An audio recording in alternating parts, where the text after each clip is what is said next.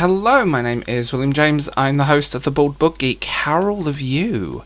I go through a phase of rereading some of my favourite books, and I always have done this. I go through a lot of interesting little bubbles of my favourites, and winter and autumn tend to bring that, and I thought I would go back and I revisited To Kill a Mockingbird by Harper Lee. Harper Lee only wrote one book, and this is where we're going to get complicated, because Go Set a Watchman is not the sequel to To Kill a Mockingbird.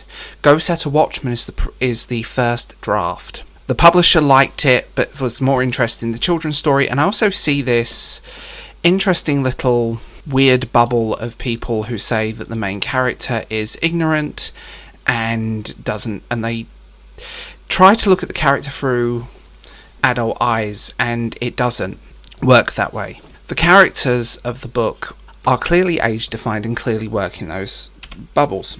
To Kill a Mockingbird, I think, is still one of my favourite pieces of sort of American literature, and it deals with serious issues, and it deals with it through the eyes of a very innocent child, Jean Louise Finch, and her ignorance as a child. It isn't ignorance, it's just a child's eye. So a black man is accused of raping a young white woman. We all know how it goes. We all know the story. But you see it through the eyes of the child, and it's told with warmth and humour that sometimes the justice system isn't fair, that not everyone wins. Not everyone just... It's not about that. By the end of the book, she's fundamentally a different character, and kind of a little bit of her innocence is lost. And I still want her father as my father, but that's a whole different thing. And it's interesting, the themes of this book are loss of innocence, and there's lots of symbology of innocence through this book, including Finch, the name Finch, which is Lee's mother's maiden name, for example. The mockingbird is also another symbol of innocence. It's a sin to kill a mockingbird. It also deals with grief, tragedy, and every emotion under the book, but all through a child's perspective. And you come out of it just somewhere in between wanting a hug and,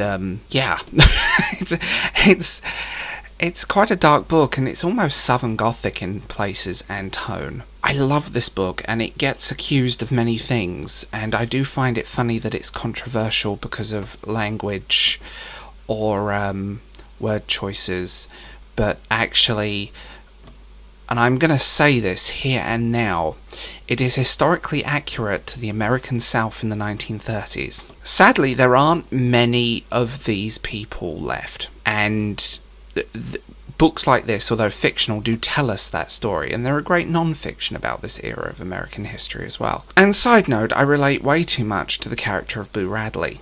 I do.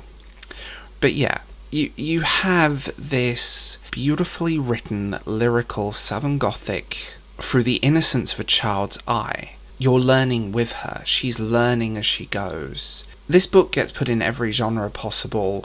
Some people call it literary fiction, some people call it children's fiction, some people call it Southern Gothic, some people call it boho fiction, some people call it hick lit. There are countless others that would call it. Lee herself used the term Gothic to describe Macomb's courthouse, and it's a repeated word throughout the book. So I always just put it in to that bubble. I love the way that it deals with the sort of racial injustice and the southern life of the era. Again, these people don't really exist anymore. They're a dying breed. There aren't many left. If they are, they're very elderly, or they were just born to the end of it.